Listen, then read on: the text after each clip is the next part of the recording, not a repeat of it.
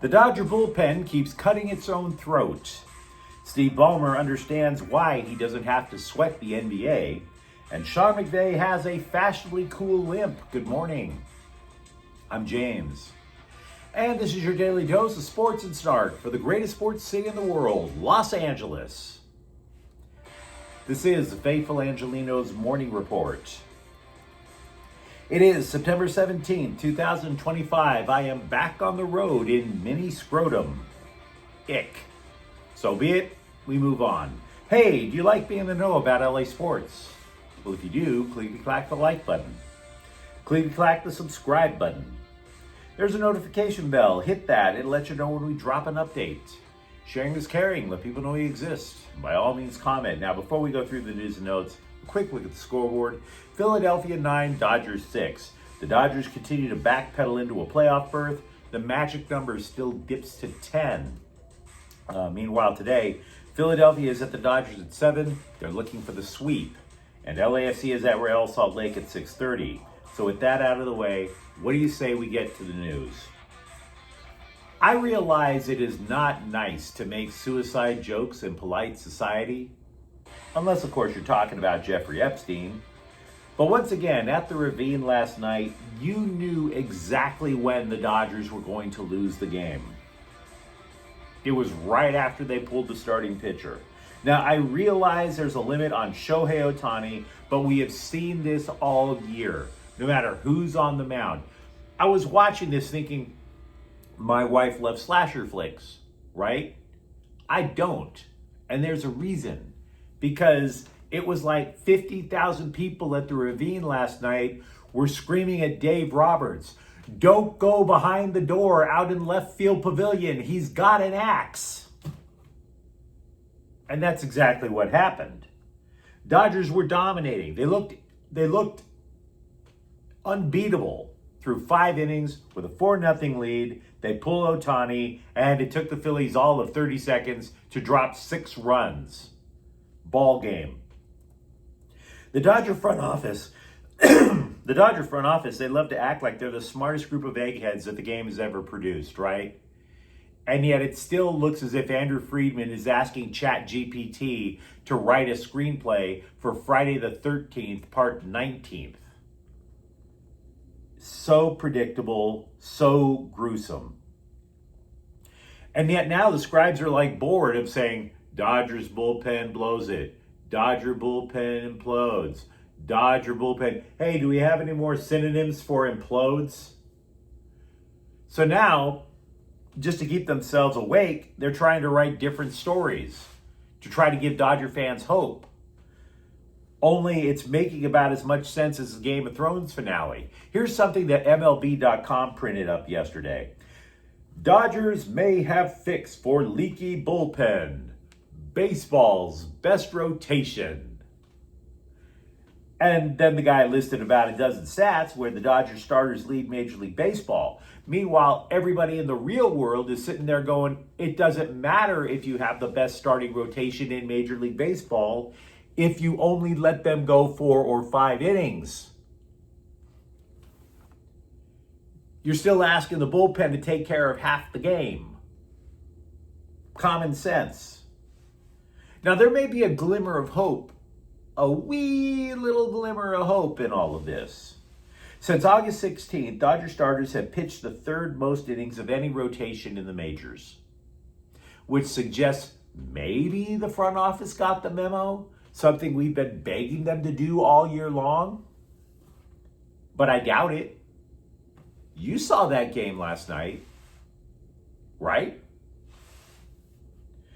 Also with the Dodgers, Dalton Rushing has been recalled from the injured list. He missed 9 games with a right shin bruise. Chucky Robinson was returned to the Midwest manure pit as a result. So let me know, of course, what you think of the comments thread about the Dodgers. Meanwhile, with the Clippers, Steve Ballmer, did you see that interview on ESPN last week? He looked terrible, trying to claim that he, the Clippers, Kawhi Leonard, oh my God, they were all a bunch of patsies, just a bunch of dupes. No, they did not craft a scheme to pay the player millions under the salary cap. No. Now, from my perspective, Ballmer looked more defensive than Charlotte city officials trying to say that their public transport is safe. Oh, the trains are totally safe. Be as blonde as you like. No problem here. I have seen seizures with less spasms than what Steve Ballmer looked like on ESPN. Just saying. But now Ballmer looks uber confident he's going to be cleared in an investigation, right? This too shall pass, he now says. And there's a reason for it. The circumstantial evidence in this case is ridiculously high. Even the biggest Clipper fan would have to admit that. The circumstantial evidence against Ballmer, against the Clippers, against Leonard, looks so bad as if your wife caught you in a Motel 6 with a condom in your hand. But as we established last week, NBA Commissioner Adam Silver was like, no, the burden of proof is on us. We've got to find a smoking gun. So now Ballmer's like, yeah, it's not like I took the check and wrote, let's break the salary cap on it. The NBA gave him all the off-ramps, but even more important, The Athletic is now taking a look under the hood about the practicality of punishing the Clippers. In other words, if there's nothing good that comes of punishing the Clippers, do you do that? Right? Do you do it? For example, Ballmer could easily cut the check for the fine. He built Intuit Arena without sweating, on his own dime.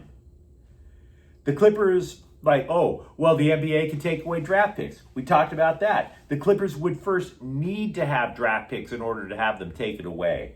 But then comes the next question. What happens if the NBA says, you know what, this contract was fraudulent, let's void it? That opens up yet another ugly possibility. Two possibilities. If you cut Kawhi Leonard, the Clippers will suck for 2025. But then they'd have $50 million in cap space the next year, my dude. You could rebuild your team pretty quickly with that. What about that? Here's another thing. What if you cut Kawhi Leonard and he just decides to sign somewhere else for minimum wage? Just to spite the NBA. You know damn well he's not going to sign with Oklahoma City or a small market team. What if Kawhi just decides to sign with the Knicks? How many owners are going to be furious that Kawhi Leonard's punishment is to go from the Clippers to the Lakers? To go from the Clippers to the Knicks? To go ring chasing in a major metropolitan city. Meanwhile, Oklahoma City's like, hey guys, we did this the right way. And now we don't even get to chase another ring because the big city teams are once again screwing the small city teams. It's convoluted, but it's most definitely a possibility. We Rams fans thank God a lot for Sean McVay. I do. Not ashamed to admit I've said a couple of Hail Marys for the guy. Well, today, Lord, we thank you for, in your infinite wisdom, making Sean McVay a coach instead of a player, because if he were a player, he would be out for the year. The dude tore his plantar fascia during Sunday's game in Tennessee. Now, for those of you who don't have knowledge of sectional anatomy, the plantar fascia is a fiber that runs along the sole of your foot, from the heel all the way to the toes. And what it does is it keeps everything together. It supports all the little bones, the little muscles that are in your foot, which, as you know, chances are you're walking, your feet take a lot of punishment. So you need your plantar fascia to work. McVay was telling people that at least now he has a cool limp. Quote, I was being dramatic, limping around toward the end of the game, but the MRI confirmed I did that, unquote. Which is good because let's be real. Sean McVay may be able to brainstorm a way to mask Ahkello Witherspoon's injury, but he damn sure can't replace Ahkello Witherspoon out there. Trey Brown, though, that's who's been signed to replace Ahkello Witherspoon. The cornerback played for both Scum Francisco and Seattle in his career. Keep in mind, though, Because I'm not going to sit there and tell you that Trey Brown is an instant starter. That's not what I'm here for. Keep in mind, when the scribes create their list of possible replacements for so-and-so, whether it's an injured player, whether it's a UCLA football coach, they are always pulling names out of their backside. And they're almost always wrong, by the way. Trey Brown was on nobody's radar for the Rams when Witherspoon got hurt. People were listing everybody else. Nobody would even think about Trey Brown. Even Brown's agent thought it was a prank call when the Rams called him. To the victors go the spoils and the license for hyperbole. You got to talk all the poopiest of poop that ever pooped. And Jim Harbaugh is absolutely happy to do that. The coach/hype man called Derwin James, quote, the best safety I've ever seen in the history of the National Football League, unquote. Now, if you saw yesterday's clip, I lauded the Bolts' defensive effort for overwhelming the Raiders front. This despite not having Khalil Mack for the majority of the game. Why did the Raiders not try to go deep? Part of it, I was saying, was because the pass rush still overwhelmed the Raiders' line. But Harbaugh thinks Geno Smith kept checking down because of Derwin James. Here's the quote. Derwin was flying around in the secondary. He was playing at the line of scrimmage, he was playing in the intermediate, and he was playing in the deep half and the deep part of the field and blitzing off the edge. I don't think I'm going out on a limb there. He's one of the most incredible players I've ever watched, unquote. And again, Harbaugh doesn't mind just spilling the hype all over his own team. It gets a little gross after a while. But, hey, they're winning. He gets to do that. And Derwin James is a damn fine football player. So maybe he's right. By the way, we still don't know the extent of Khalil Mack's injury. We don't even know if it still looks like an arm. We'll have to wait and see. For weeks, college football scribes were pounding the drums, just louder and louder. It was louder than Alex Van Halen living next door to Tommy Lee after they fished Travis Barker out of the gutter. All the drumming, all the noise.